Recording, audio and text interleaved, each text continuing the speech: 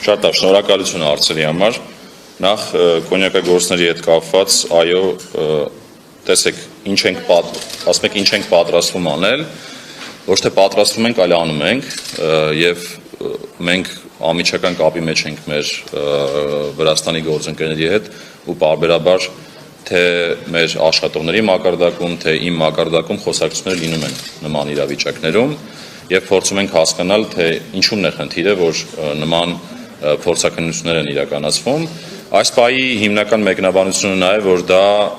ստանդարտ մաքսային ընթացակարգերով իրականացվող փորձակնություն է, երբ որ ոնց որ ես էի նոր ասում, որ մենք ենք իրականացնում, երբ որ ռիսկ է տենում մաքսային համակարգը կամ մաքսային աշխատողը, որ պետք է ինչ որ ապրանքի վերաբերյալ ուսումնասիրություն անի, ինչ որ նմուշ վերցնում է ու արկում է փորձակնության։ Հիմա այս պահին այդ մեկնաբանությունը ունենք, բայց իհարկե այդ մեկնաբանությունը դեռ բավարար չէ, որ խնդիրները խորը հասկանանք, դրա համար հիմա կառավարությունում ավելի մանրամասն քննարկում ենք մեր գործողությունները,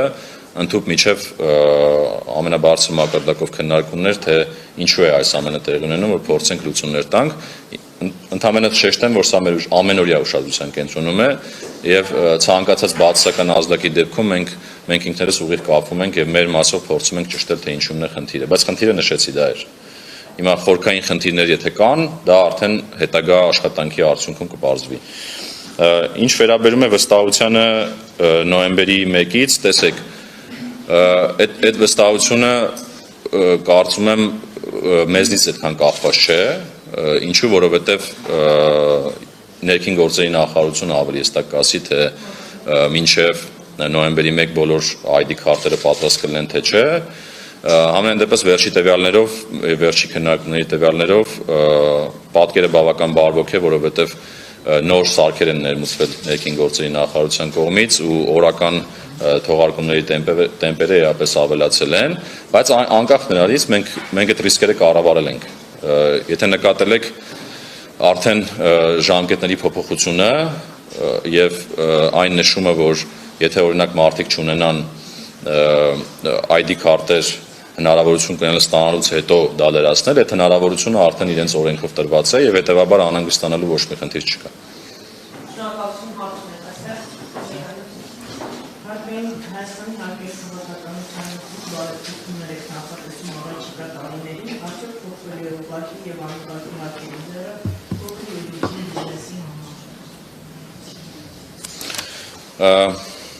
Ես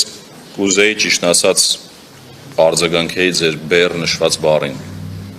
Ես առաջարկում եմ այդ բառը ընդհանրապես մեր խոսակցությունից հանենք։ Դա բեռ չի։ Դա բնական, այսպես ասած, ճակերտավոր պարտավորություն է մարդու համար։ Եթե լսեցիք իմ խոսքերում ինչ եմ ես ասում։ Ես ասում եմ, որ դա բեռ չի, դա ներդրում է։ Այսինքն, երբ որ մենք որոշում ենք մեր պետության զարգացման համար, որը մերն է, մեզնից դուրս չէ, այդ ներդրումը իրականացնել։ Հետևաբար բեռ խոսելը կառաջարկեմ ընդհանրապես չխոսենք։ Հարկը բեռ չի։ Հարկը մեր եկամտի մի մասն է, որը մենք հատկացնում ենք մեր բոլորին երջանիկ դարձնելու, եթե ավելի պարզ խոսեմ անկեղծ ասած։ Հիմա գամ բանին, հարկային քաղաքականության հետ ճիշտ ասած կարծում եմ դուք պետք է իմանայիք, որ հարկային քաղաքականությունը իրականացնում է ֆինանսների նախարարությունը,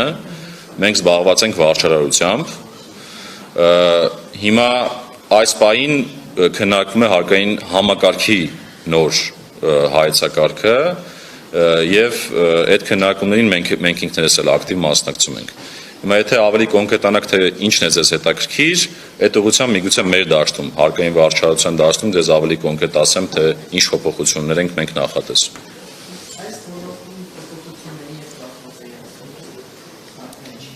Դուք ասում եք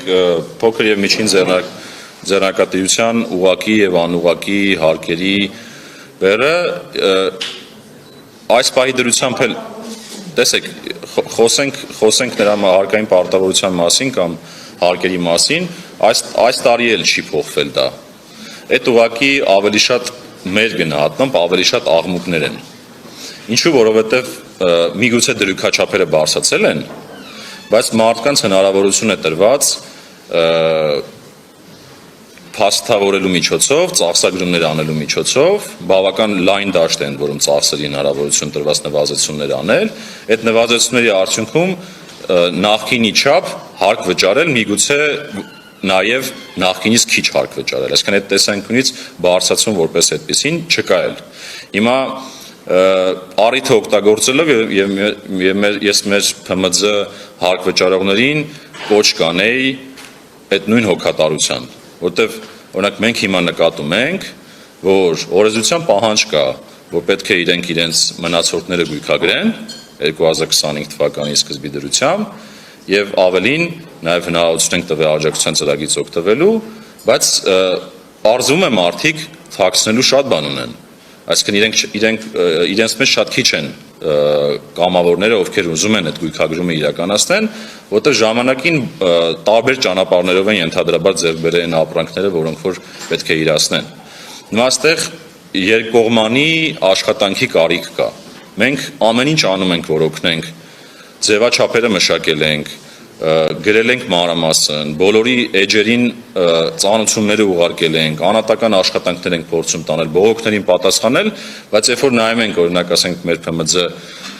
ոլորտի հարկ վճարողներին, իրենք պատրաստակամ չեն փոխվել, ստվերից դուրս գալ կամ չթաքցնել պետությունից։ Դրա համար հորդորս են կլինի, որ մենք երկուսս էլ իրար հետ աշխատենք եւ մոտեցնենք մեր հարաբերությունները,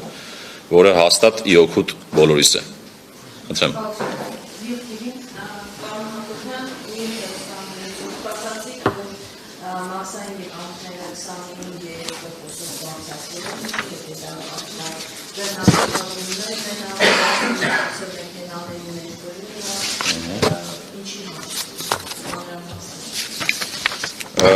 Տեսեք, քանի որ մաքսային եկամուտները հավաքագրվում են սահմանին, այսպես ասած, ներմուծումից, եթե շատ պարզ խոսենք, ապա խոսքը ներմուծման աճերի մասին է։ Քանի որ ունենք ներմուծման աճեր, դա է հիմնական պատճառը, որ այդտեղ բարելավումներ ունենք։ Տարբեր ապրանքներ ենք մենք ներգրում, եթե կհիշեք, ես անցած ասուլիսի ժամանակ, երբ որ ես խոսեցի, ես խոսում էի, տեսեք, երկու երևույթի մասին, որը մաքսային եկամուտները նվազեցնում էին։ Մեկը ծխախոտի ներմուծումների նվազում կար, մյուսը ավտոմեքենաների ներմուծումների նվազում կար։ Հիմա այդ ցիկլը անցանք, այսինքն քանի որ նախորդող տարիներին մեծ ներմուծումներ կային մեքենաների, դրա վրա օրինակ նվազումներ ունեցանք, հիմա ունենք արդեն այդ բազայի վրա աճեր։ Հիմա թե աճերը ինչ ուղղությամբ են գալիս, մեկը հենց այդ նույն ծխախոտի ներմուծումն է, մյուսը վառելիքի ներմուծումն է, խոշորների հիմնականում այս երկու ուղղությամբ են,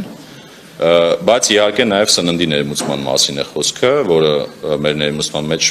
սովորաբար մեծ կշիռ է կազմում, այս հիմնական ուղղությունները սրանք են։ Բայց եթե տենց շատ գլոբալ մոտենանք, պատճառը նա է, որ մենք անցած տարվա այդ նվազումից հետո արդեն այդ նվազեցնող գործոններ այլևս չունենք եւ մեր տնտեսության աճը եւ մեր